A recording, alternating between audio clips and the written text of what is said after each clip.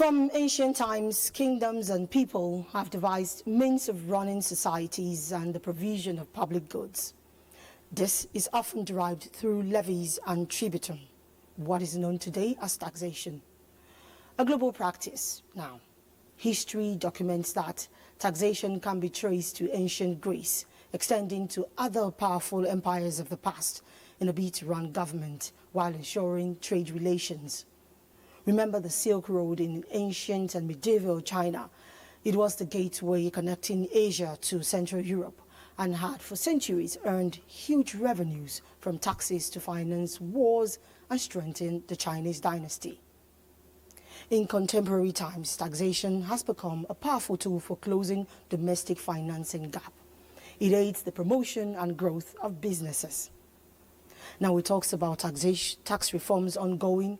This edition of the program hopes to educate about taxation from historical knowledge to bring clarity to the subsisting practice and give light to the necessity for reforms. I am Omotala Mojola. This is Deadline 360. Thanks for tuning in. Experts contend that taxation, a practice as old as human civilization itself, is essential for the survival and growth of any political system. We begin from Sokoto, where Usman Muhammad Benji explores the history of taxation in Nigeria. He analyzes its significance during both the pre-colonial and post-colonial eras and the lasting contribution to the nation's development. Taxation is a process by which governments collect financial contributions from individuals, businesses, and corporations to fund public services and infrastructure. In both pre-colonial and post-colonial Nigeria, various kingdoms and empires impose taxes to support administrative functions and provide essential services to their subjects. Notable among these entities were the Sokoto Caliphate, the Oyo Empire, the Basel State of Dahomey, the Benin Kingdom, the Kanem Borno Empire, and the Jukun Kingdom in northeastern Nigeria. The taxation systems employed by these polities played a pivotal role in consolidating power and fostering unity among their people. Tax system can be used actually to change the behavior of the citizens, to change the behavior of the consumers. The more tax is charged on such commodities, the lesser will be the consumption of those commodities, and that will lead to the attitudinal change. Taxes form the backbone of governance, whether in ancient kingdoms, empires, or modern nation states. The advantages of taxation include promoting unity between the ruling class and citizens, reducing socio-economic inequalities, ensuring security and welfare, and providing a critical revenue source for governmental functions. During the colonial era, taxation systems were formalized to sustain the colonial economy. The colonial administrations introduced taxes on cash crops, land rents, and duties on merchandise, all aimed at generating revenue for the colonial powers. If taxation becomes the main source of revenue for government, the government will actually be on its own toes, meaning that people will be concerned about what they paid to government, how is that amount of money they paid to the government used for their own sake. In modern times, tax systems are more sophisticated, with government utilizing professional, progressive, and regressive tax structures to collect revenues. Economies that effectively liberate taxation generally experience greater growth and development, while those reliant on oil and gas revenues often face challenges such as governance issues, corruption, and inefficiency. Actually, complying with tax is a sign of a good citizen, and refusing to pay tax is an illegality. Avoiding payment of taxes or evading taxes is a criminal offense all over, including Nigeria. Governments must remain vigilant in addressing the needs of their citizens, ensuring transparency and accountability in the management of public funds. Taxation is not a mere tool of generating revenue, but it also plays a key role in ensuring and fostering efficiency and equity, as well as sustainability in democratic societies. For Deadline 360, I'm Usman Mohammed Benji, reporting. History, like experience, is a teacher, as it is often said. Using the Oyo Empire, Yemisi Ajagun from Ibadan examines Nigeria's taxation system in the past and links it to contemporary times. Taxation refers to compulsory payment of money to support the government and its activities. Taxes are used to fund public goods and services such as infrastructure, education, healthcare, and national defense. In pre-colonial Nigeria, various kingdoms and empires had their own systems of taxation. These systems were often based on traditional practices and were used to support the rulers and their administrations. Some of the known forms of taxation adopted by kingdoms in pre-colonial Nigeria include tributes, custom duties, land taxes, and head taxes. In Ibadan, the capital of the Oyo Empire, taxes were collected by the empire's official and were used to fund various public goods and services. Taxation, however, played a crucial role in the running of Old Oyo Empire and its capital, Ibadan. Taxation in pre-colonial era helped to connect the ruling class and the populace by providing a shared sense of responsibility and ownership. It is a source of government revenue generation. The government will use this revenue to carry out its responsibilities in the area of provision of social services like healthcare services, like education, like infrastructure, and the rest of them. Taxation can be used to attract foreign investors into our economy or to encourage local investors to focus their attention on a particular sector of the economy that is lagging behind. Government does that by introducing what we call tax holidays. If not direct, government will have more this time around, and movement governments have more, they will be able to please the people. Governments have more money to spend, more funds to allocate and to implement the budget, and to satisfy the yearnings of the populace. The infrastructural facilities shall be provided to the people. Despite the benefits of taxation, there were also challenges and resistance to taxation in pre-colonial days. Some of the challenges are said to be unevenly distribution of levy among individuals and groups. Taxes were often resisted and rebelled against, particularly when they were seen as unfair and oppressive. Despite all the challenges, taxation has played a significant role in the development of the country. In Ibadan, Yemisi Ajagun for Deadline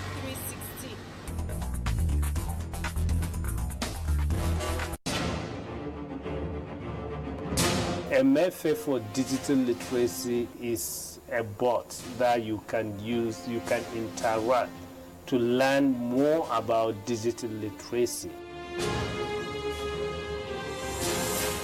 Hello, it's our pleasure to have you join us on platform. I'm Ruth Aguwala.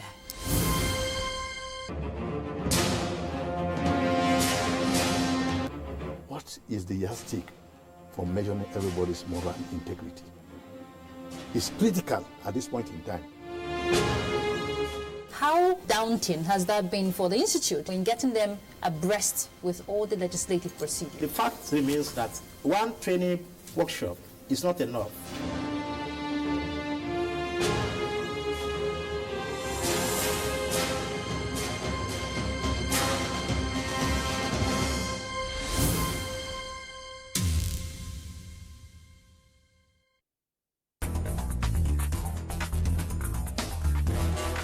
Now to present-day issues. If Nigerians genuinely seek economic growth and financial stability, experts suggest the need to recognize taxation as a necessity and not a choice. Bosede Abel Amoso reports that Nigeria's tax system has long been riddled with gross inadequacies, leakages, and a glaring lack of equity in income distribution with tax burden. This is the reason the present administration, she affirms, is working to create a more efficient, transparent, and equal tax system to improve tax compliance and block revenue leakages through various reforms for economic development. The report. Taxation is like the unsung hero of economic development. that provides government with revenue needed to fund public goods and services that gets to benefit everyone.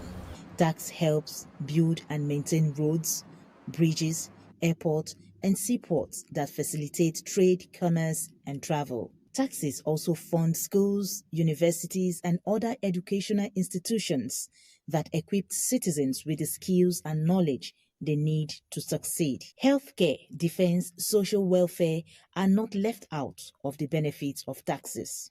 To ensure the continuous flow of revenue for more of the public good, Nigeria's government administers tax at federal, state, and local government levels, each with its specific jurisdiction. From tax on an individual's income to tax on a company's profit and tax on the value added to goods and services. Others are tax deducted at source from income and tax on petroleum profits. This is in addition to tax for funding education, tax on gains from the sales of assets, and stamp duties, which is tax on documents and transactions. Now, what is the level of compliance?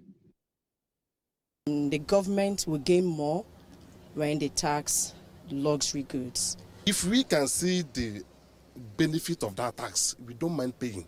All that small tax that they are collecting from our hand before we loot, we have to pay tax and they have to collect. If they can, government can help us to do that one, to reduce that one for us. And we must make sure that these taxes are used for development and for the benefit of Nigerian people, not for some people to corner it and be stealing it.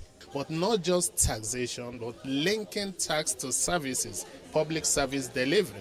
To achieving the ongoing tax reforms, the Committee on Tax Reforms set up by President Bola Ahmed Tinubu is working to enhance revenue collection efficiency and ensure transparent reporting. To this end, 4 executive orders have been signed, and the 5% excise tax on telecommunication services and excise duties escalation on locally manufactured vehicles have been suspended. In addition, the passage of the new tax bills have reached advanced stage.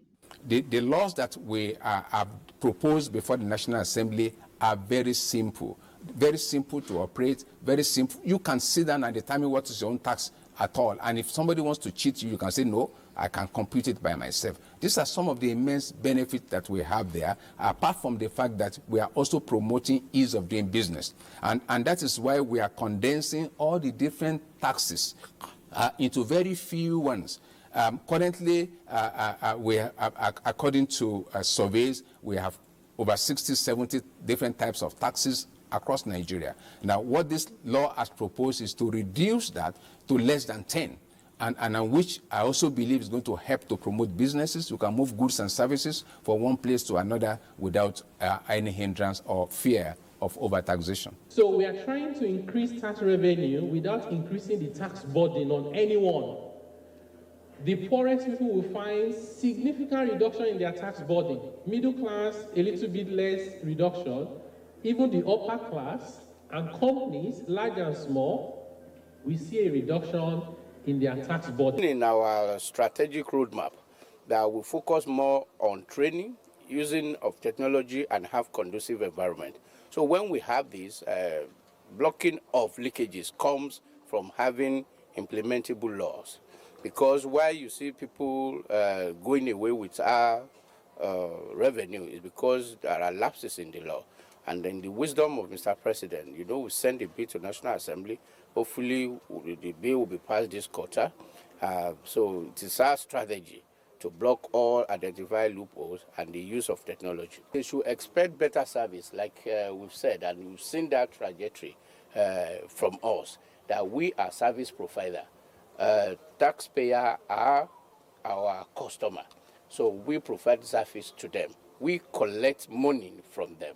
So Mr. President's mind, our decision, is to make sure that the taxpayer have conducive environment to do their business, because it is when they are prosperous that we will also have something to do. Don't forget, Mr. President's mantra is that he will not tax poverty, it's only prosperity. We focus on income, not your own investment. So far, the Federal Inland Revenue Service has set its revenue target for the year 2025 at 25.2 trillion naira, after surpassing 19.4 trillion naira to 21.6 trillion naira in the year 2024. The federal government believes this will determine the implementation plan for the next few months that would enable the delivery of critical infrastructure, social services, and opportunities that will transform the nation's economy. For Dateline 360, Bosede Abel Amosu.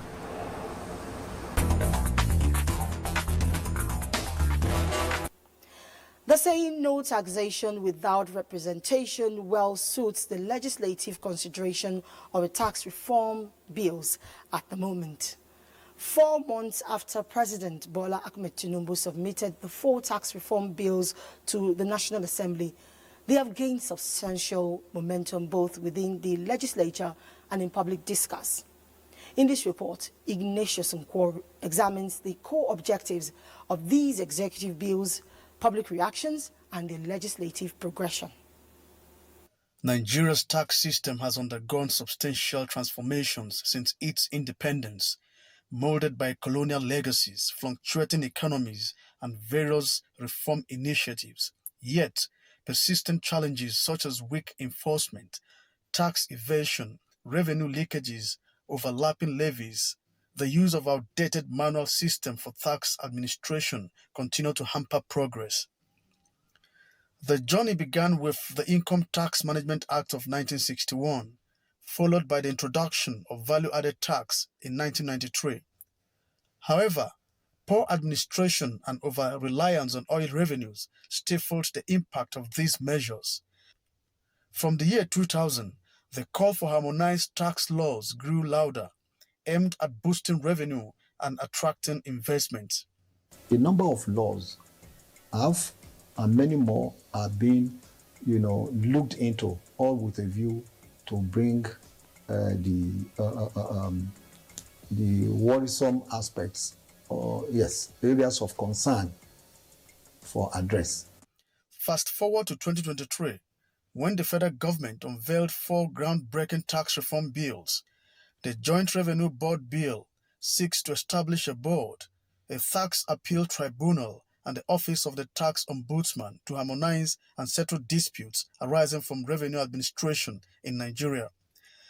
The Nigerian Revenue Service Establishment Bill will unify tax agencies and curb revenue leakages, while the Nigeria Tax Administration Bill proposes to introduce technology into the administration and operation of taxation.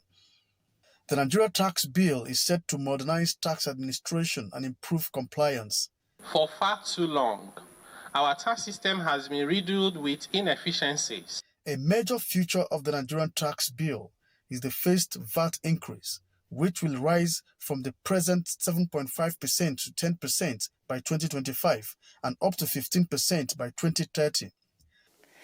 Where these products are consumed and where these consumable items are produced, that is the main crux of the matter.